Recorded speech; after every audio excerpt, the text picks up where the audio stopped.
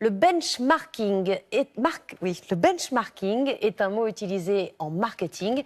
Il signifie l'étude comparative. Le ministre de l'Intérieur, Gérard Collomb, l'a employé hier devant les sénateurs pour expliquer comment les migrants étudient, comparent les différentes législations à travers l'Europe pour choisir leur destination. Des propos que la majorité avait un peu de mal à défendre ce matin. Thierry Curtet et Mathias Segond.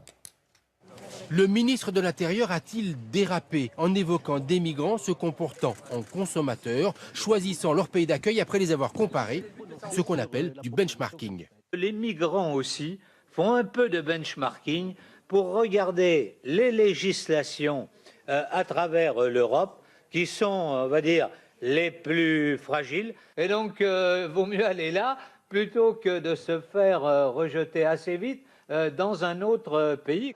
Dans son propre camp, certains sont un peu gênés. S'il y a un benchmark qui est fait aujourd'hui par les migrants, il est assez simple.